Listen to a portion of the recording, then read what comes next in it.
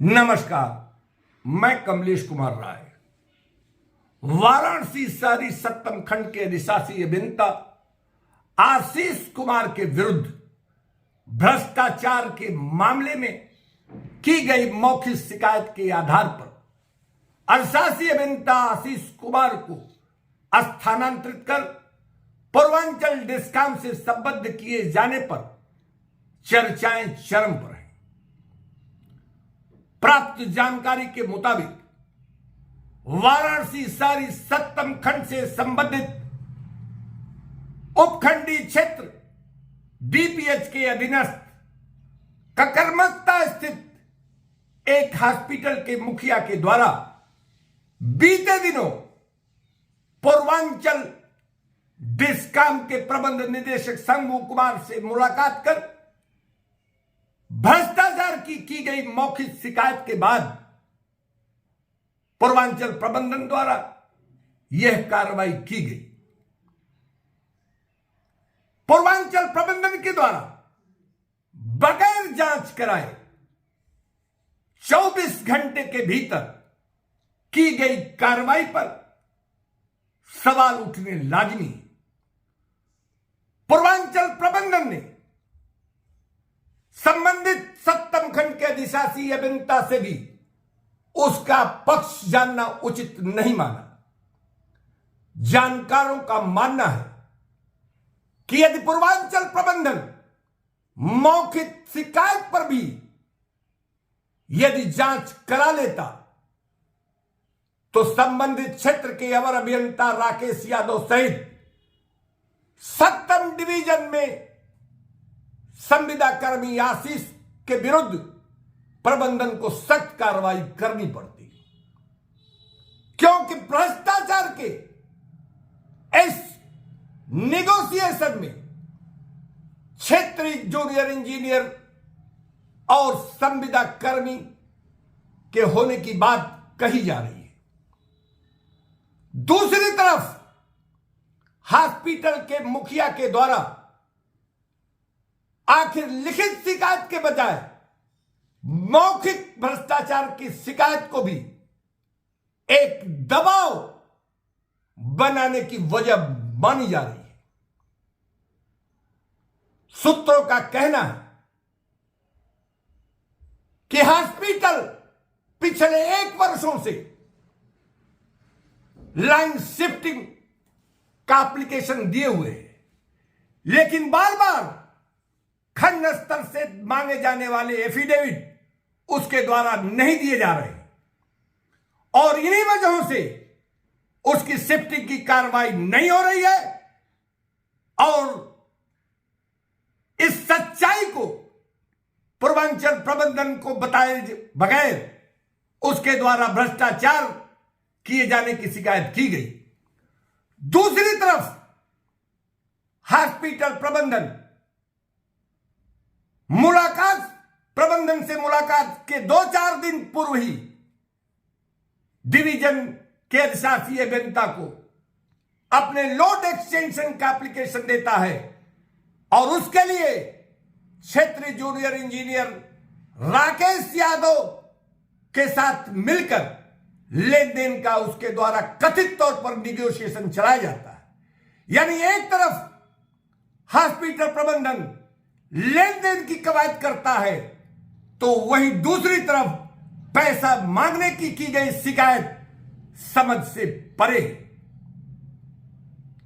जानकारों का तो यह भी कहना है कि डीपीएच सब डिवीजन में पिछले दिनों लगभग 7 वर्षों तक लंबे समय तक तैनात रहे एक पूर्ववर्ती विद्युत अधिकारी, जिसकी पदोन्नति के बाद दूसरे कंपनी में स्थानांतरण कर दिया गया था, इस पूरे स्क्रिप्ट के पीछे उसको माना जा रहा है। विश्वस्त सूत्रों का कहना है कि विभागीय विभीषण इसी तरीके की स्थितियां बनाने से नहीं चूकते। वह जहां एक तरफ विभाग को चूना लगाने में नहीं हिचकते, वहीं अपने ही एक साथी को कि बलि चढ़ाने में भी उनको कतई परहेज नहीं रहता। और यही स्क्रिप्ट लिखने वाले पूर्ववर्ती विद्युत अधिकारी के द्वारा, जहां एक तरफ जूनियर इंजीनियर को हॉस्पिटल प्रबंधन के साथ जोड़कर लेन देन का खेल खिलवाया जा रहा था, वहीं उसी की सलाह पर हॉस्पिटल प्रबंधन के मुखिया के द्वारा एमडी पूर्वांचल से मिलकर इस तरीके की शिकायत कर एक अधिशासी अभियंता के विरुद्ध अनावश्यक रूप से बगैर जांच कराए कार्रवाई कर देना किसी भी ढंग से इसे न्यायोचित नहीं माना जा रहा है। आने वाले दिनों में हम ऐसे विभीषणों के विरुद्ध, जिसकी कुंडलियां उपभोक्ता मंच के पास मौजूद है, हम एक एक बिंदु को सार्वजनिक करने से कतई गुरेज नहीं रखेंगे। इन तमाम विषयों पर उपभोक्ता मंच द्वारा किए गए पिछले दिनों की पड़ताल के सिलसिलेवार ढंग से रिपोर्ट आपके सामने मौजूद है। वाराणसी शहरी सप्तम खंड के अधिशासी अभियंता आशीष कुमार को बलि चढ़ाने की साजिश के पीछे एक विभागीय विभीषण के द्वारा लिखी गई स्क्रिप्ट को लेकर तमाम परतें खुलने लगी हैं। जानकारी के मुताबिक डीपीएच सब डिवीजन में बतौर एसडीओ कार्य कर चुके एक पूर्ववर्ती विद्युत अधिकारी के द्वारा अपने कार्यकाल के दौरान हॉस्पिटल परिसर में पकड़ी गई विद्युत चोरी में कथित तौर पर बड़े लेन देन के बाद मामले को रफा दफा करने के चलते हॉस्पिटल प्रबंधन से अच्छे संबंध बना लिए गए थे, जो वर्तमान तक हैं। सूत्र बताते हैं, पूर्ववर्ती विद्युत अधिकारी के द्वारा हॉस्पिटल से संबंधित सभी विद्युत कार्य कराने के लिए एक इनफॉर्मल कॉन्ट्रैक्ट लिया हुआ है। स्क्रिप्ट के मुताबिक ही क्षेत्रीय जूनियर इंजीनियर राकेश यादव के साथ मिलकर हॉस्पिटल प्रबंधन द्वारा पहले 270 किलोवाट से हॉस्पिटल ट्रांसफार्मर का लोड बढ़वाकर 500 किलोवाट करने के लिए एक आवेदन अधिशासी अभियंता आशीष कुमार को दिया गया था, जिसके लिए हॉस्पिटल के मैनेजर के द्वारा कथित तौर पर लेने देन का नेगोशिएशन चलाया जा रहा था,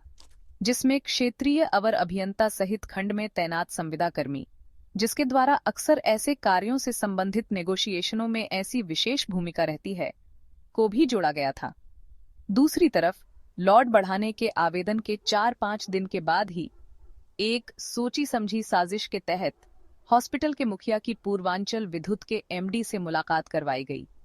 हॉस्पिटल मुखिया ने स्क्रिप्ट के तहत एमडी पूर्वांचल से खंडीय अधिकारी द्वारा पैसा की एक बड़ी रकम मांगने की एक मौखिक शिकायत की गई। वहीं लाइन शिफ्टिंग के संबंध में अपनी पुरानी आवेदन से संबंधित तथ्य को छुपाते हुए नया आवेदन पत्र दिया गया।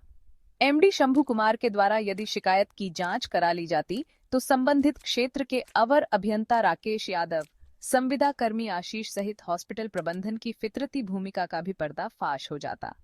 किंतु बगैर जांच मौखिक शिकायत पर 24 घंटे के भीतर अधिशासी अभियंता पर कार्यवाही करने से हॉस्पिटल मुखिया जहां एक तरफ प्रेशर टैक्टिक्स बनाने में कामयाब हुआ,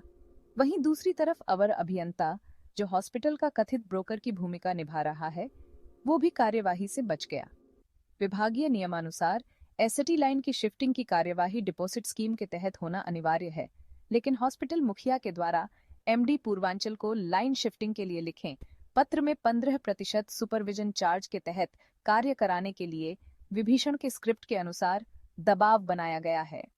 हॉस्पिटल की लाइन शिफ्टिंग के लिए 1 वर्ष पूर्व डिवीजन द्वारा 9,75,282 का एस्टीमेट बनाया गया था, लेकिन तत्कालीन अधीक्षण अभियंता के द्वारा शपथ पत्र लेने के बाद ही शिफ्टिंग से संबंधित एस्टीमेट पर अग्रिम कार्यवाही करने के लिए निर्देशित किया गया था। किंतु हॉस्पिटल प्रबंधन के द्वारा कोई भी शपथ पत्र 1 वर्ष बाद भी नहीं दिया गया और वो आज भी एमडी पूर्वांचल के आड़ में शपथ पत्र नहीं देना चाहता। एमडी पूर्वांचल के नाम से एमडी कैंप के संजीव और ठेकेदार जय सिंह के द्वारा क्षेत्रीय अवर अभियंता राकेश यादव के साथ 18 दिसंबर को हॉस्पिटल मुखिया से मिलकर उसको मदद किए जाने के तरीकों पर चर्चा की गई। यही नहीं, अवर अभियंता के मुताबिक ठेकेदार के द्वारा शिफ्टिंग स्थल का वीडियो बनाकर एमडी शंभू कुमार को भी भेजा गया, जिसकी जानकारी से अवर अभियंता राकेश यादव ने अधीक्षण अभियंता को भी कई अधिकारियों की उपस्थिति में जानकारी दी गई। बकौल हॉस्पिटल प्रबंधन पूर्ववर्ती विद्युत अधिकारी उर्फ विभीषण लगातार हॉस्पिटल प्रबंधन के संपर्क में हैं और हाल ही में उनकी मुलाकात हॉस्पिटल मुखिया से भी हुई है।